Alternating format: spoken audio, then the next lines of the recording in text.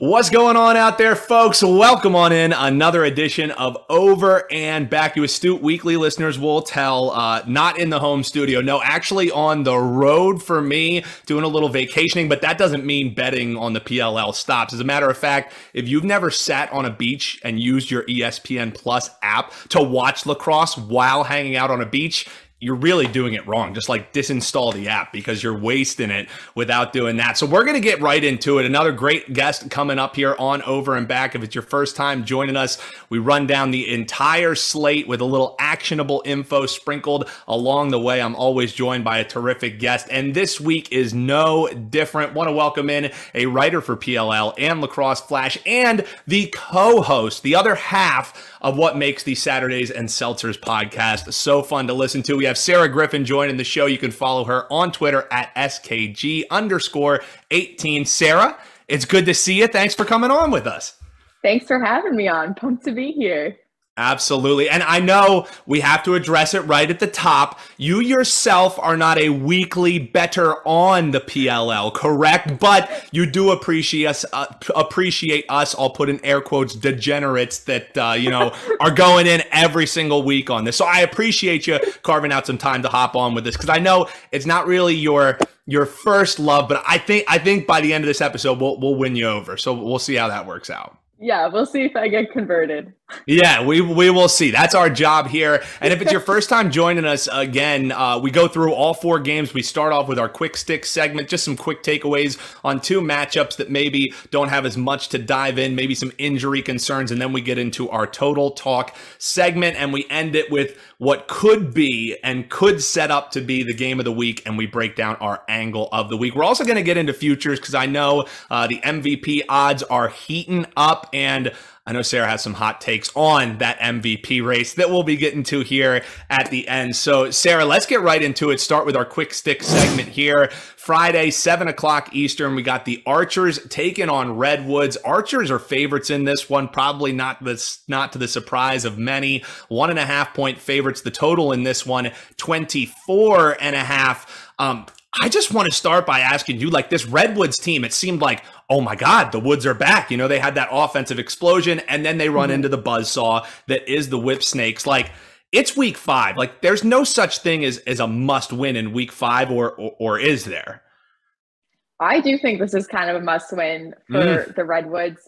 I don't think that's like a huge concern yet, even as it is already week 5. Like, I think this team's going to be okay. We've seen plenty of teams get off to slow starts. It's just when you look at their roster up and down, it just doesn't really make sense for them to have the start that they have. But again, like, we saw them get their first win. We had the flash of like vintage Redwoods. So I think everything's there. It's just like getting it to all come together, I think, has been their biggest issue. And I just don't really see where that's come from still.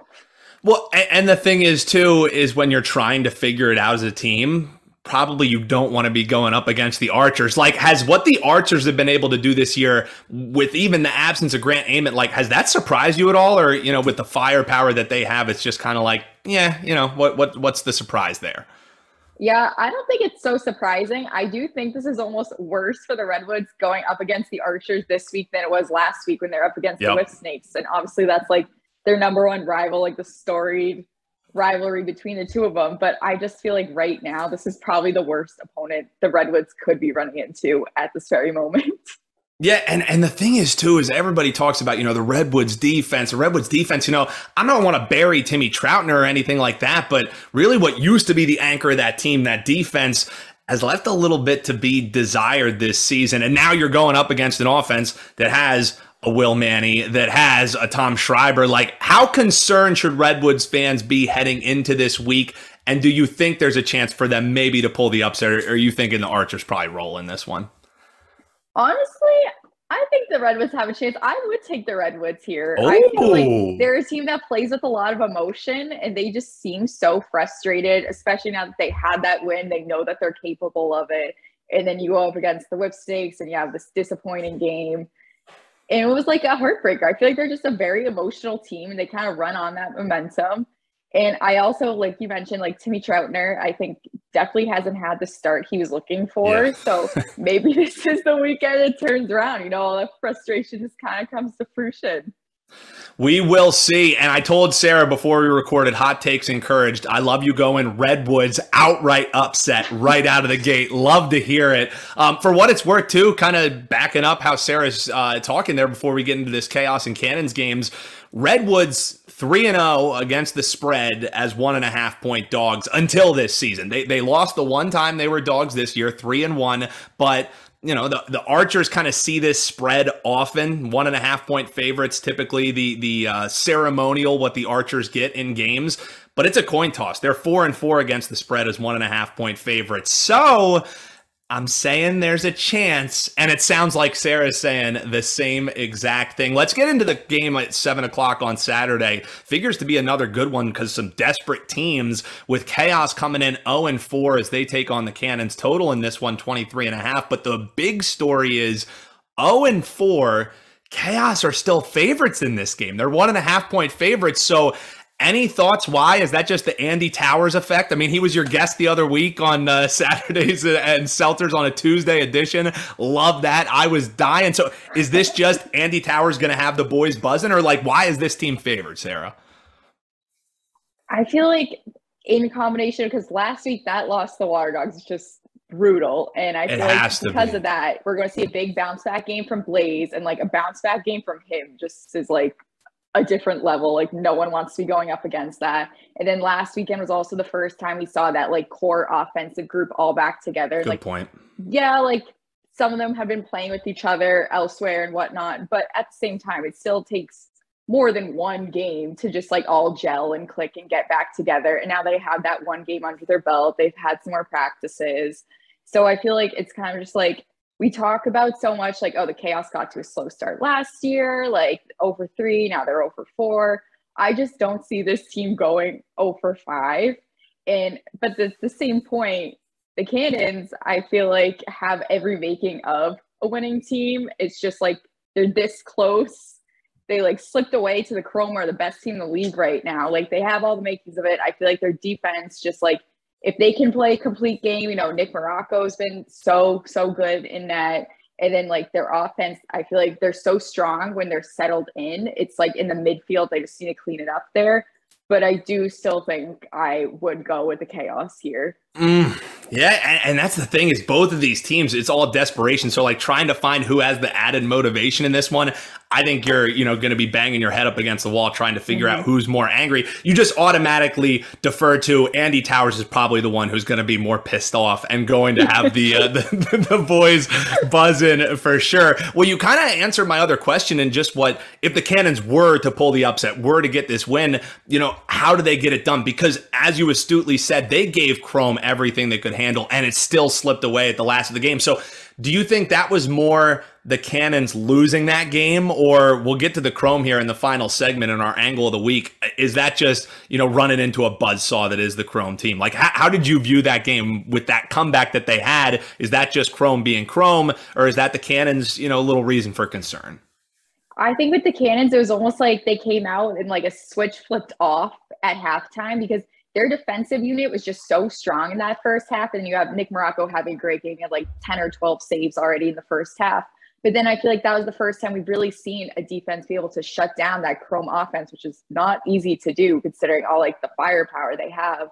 And I feel like they were just really gelling and clicking. And they kind of, once they got into that second half, it seemed like it was not the same. Like, I don't know if people are just like burnt out because, of course, like you said, that Chrome team, I would not want to be running into them. But I think it really was just like kind of Chrome got back into their own footing, and then Cannons just kind of lost that.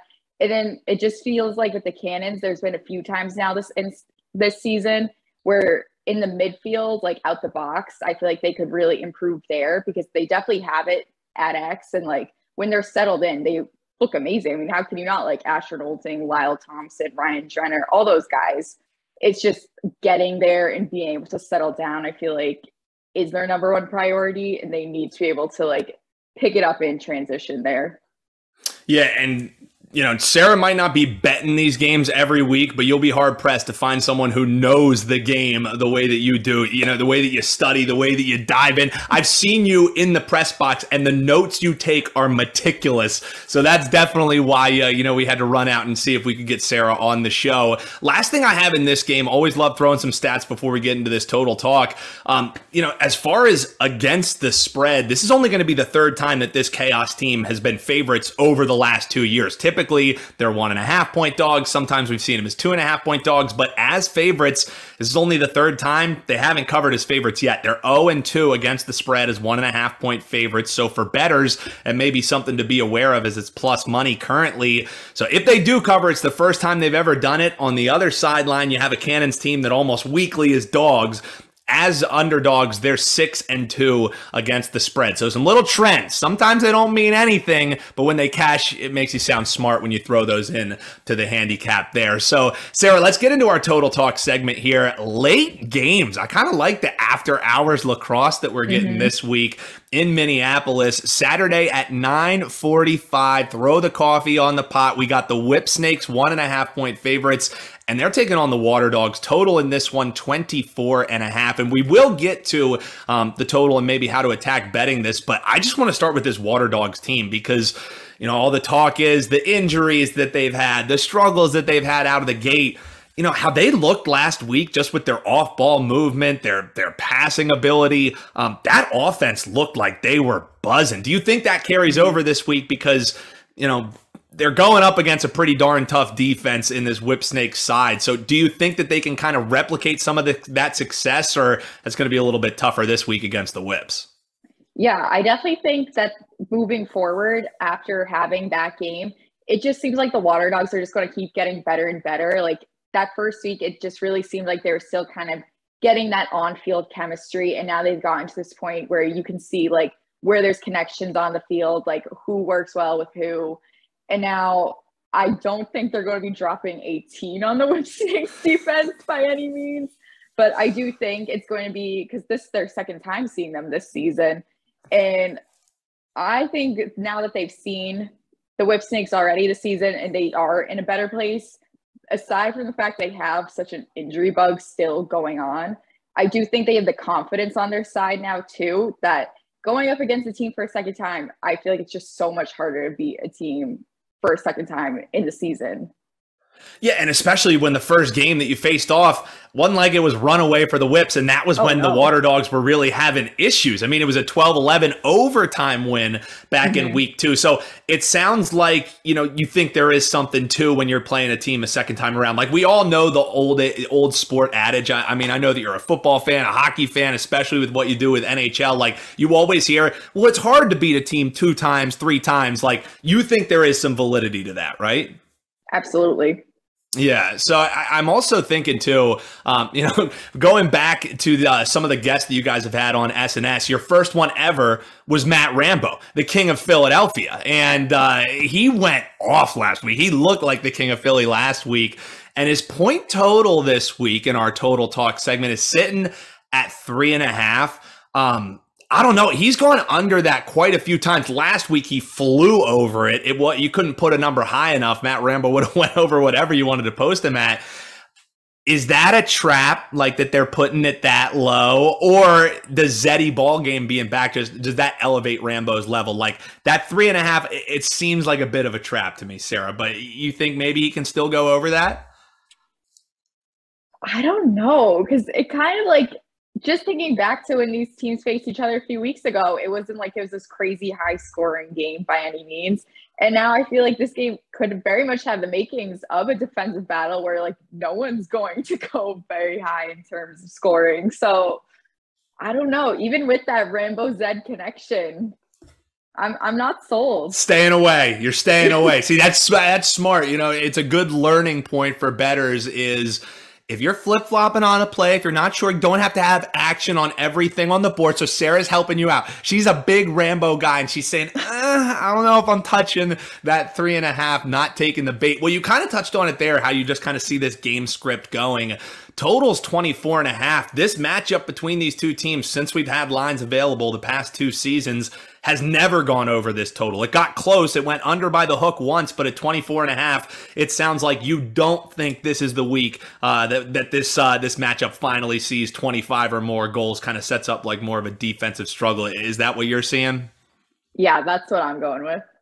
So we're going under in our total talk here. I'm kind of with Sarah. Until this game goes over, I think a lot of bettors are going to think, oh, well, the Water Dogs just exploded. Whips are high scoring. So I think I'm with Sarah on this one. Give me the defense, and unders can be fun too. Total 24.5. Let's keep it a little lower scoring than that. Well, Sarah, let's get into the final segment before we do a little crystal ball, talk some MVP futures. Friday, 9:45. I know you're excited for this game because it does feature Jeff Teat. We will get to him.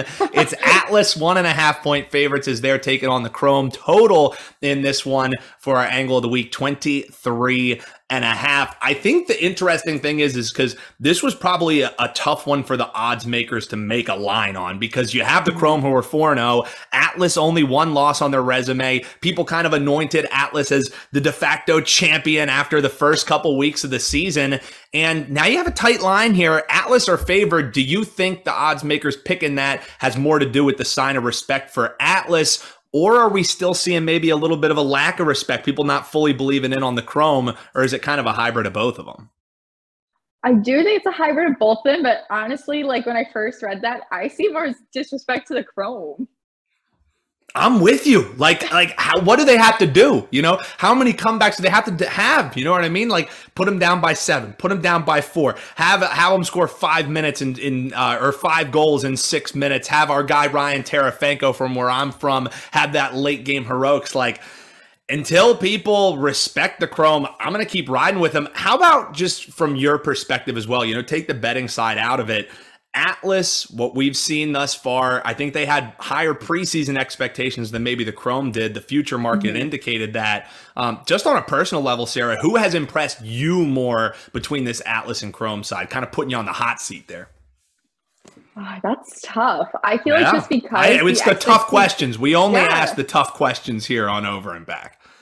I feel like this came in, like you said, with this season, the Atlas already had such high expectations, and I feel like they've lived up to those expectations. Like, they're very consistent, even in that 1 loss. Like, it happens, and they just bounce right back. Whereas with the Chrome, no one really knew what to expect. Like, you had all these new faces in here. You have this mix of like veterans and younger guys, and every single one of their wins, they've won different ways. They've had like these really dominant wins, and they've had these comeback wins, or like their defense played really well, like one game, and then like picks up the slack for everyone else. And I definitely think the Chrome have impressed me the most out of everyone, which is easy to say because there were like kind of no standards for them coming in. But I don't think anyone would have expected them, even like, oh yeah, they had a good start to the season, to be perfect record, top of the league. Well, any bettors who picked off the 20-1 that they posted at the beginning of the season on Chrome to win the championship, we still got a long way to go, but I'm feeling pretty good about that ticket sitting in my back pocket there. All right, well, if you thought the seat was hot there, Sarah, it's about to get even hotter, because who do you think wins this game? I mean, this, in my opinion, is like a coin flip. I would not bet the spread in this game with a 10-foot pole. I would only bet money line and pick the outright winner. Who do you think is going to be that outright winner? Because this is one hell of a matchup. Oh, God.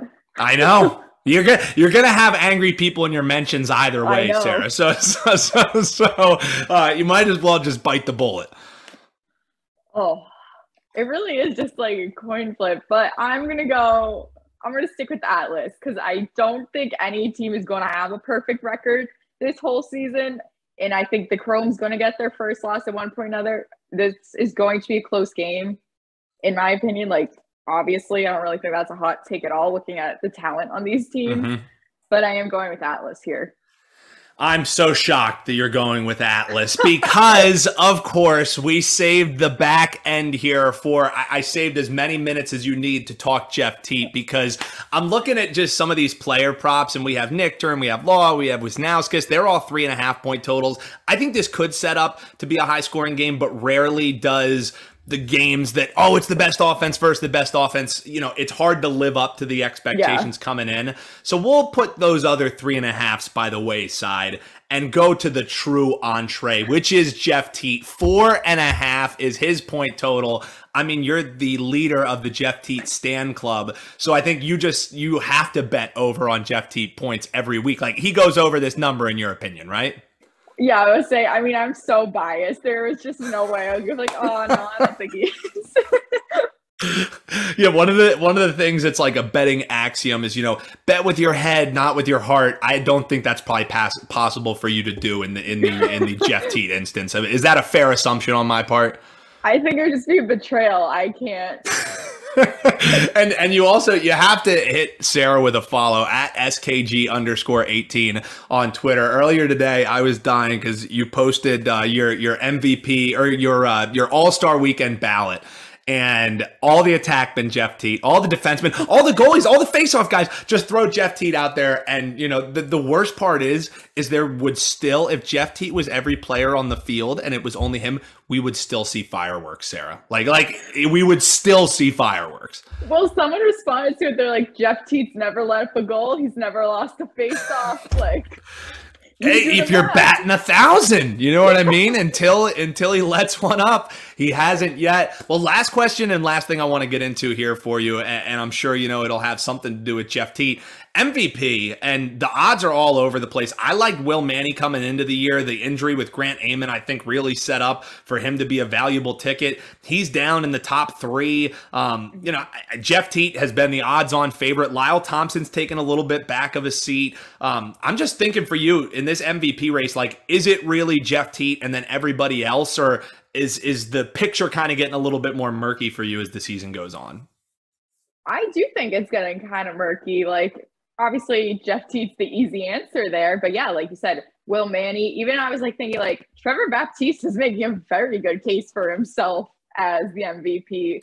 Every single week, just an MVP performance, to be honest. Even those weeks that like Jeff Teat, Chris Gray, Eric Law aren't having like games of their lives, like he picks it up for them and like gets it done, and he's scoring his own goals too. So that's the thing with Baptiste too. And you could even argue the offensive success for Atlas. How does it not start at the stripe? You know what I mean? Like with what he's doing, what was it? It was like around 60% or something that he was hitting with last week. So yeah, when you're basically crazy. Yeah, when you're basically playing make it, take it, it's almost hard not to factor in what Baptiste is doing when you're talking about any other player on the Atlas. I'm wondering for you too, like any other long shot, like, you know, you mentioned these Atlas players, you know, like I think maybe like a Dylan Malloy or, you know, Kyle Bernlor, who's doing a lot for the Whipsnakes. Like any of those players that maybe don't have as much buzz that are standing out to you as someone, if their team does pull down the stretch, that could be live as an MVP player as well. Because last year it was Blaze Reardon and their team was dead in the water for the better part of the season. Yeah. Well, okay, then yeah, I was just saying this might be a hot take since the Cannons aren't like up there as these top contenders, but I think Asher Nolting, I think is a good case if like the Cannons downstretch just like kind of went out, like they could lose a couple, whatever. But I really do feel like even when like Lyle Thompson was out, Asher Nolting stepped up, and him, like the 2-man game those two have going on, like he's only a rookie, but he really is kind of like the catalyst for this offense. It feels like even when you have Lyle Thompson playing beside you. Yeah, that 1-2 game with him and Lyle is must-see TV every week. Mm-hmm. Well, Asher Nolting currently 30-1 to win the MVP, so might be worth a little sprinkle there, a little long shot. A $5 bet would net you $155 back, so that's not too bad of a return on your investment if you're able to get it home. Well, that does it for us here on Over and Back. Sarah, terrific job. You knocked it out of the park. You're going to place a bet on PLL by the end of this season. Mark my words, it is going to happen. Sarah, but let people know where they can read you, where they can hear you, and where they can follow you one more time. Okay, yeah. All my work's on the PLL website and app. My podcast is Saturdays and Seltzers. Our Twitter is at Sat and Seltzers Pod. And then my personal Twitter is at SKG_18. And I told you, it's a must follow. And especially for any of you Boston fans, it is a safe space for you to either vent or just somehow feel like Sarah is infiltrating your brain, because I hear Boston fans all the time that are just like, man, she just gets it. So Sarah, terrific job. Appreciate you coming on, and we'll have to have you back soon. And we'll see you up in Boston, right? Yep, absolutely. I'll be there. There we go. All-Star game right around the way. They also have playoffs, so book your tickets now. As I said, that does it for us. Make sure if you're placing bets, you're doing it responsibly. And huge thanks again to our guest, Sarah Griffin. I'm your host, Dan Alexander, and we'll talk to you when we talk to you on Over and Back.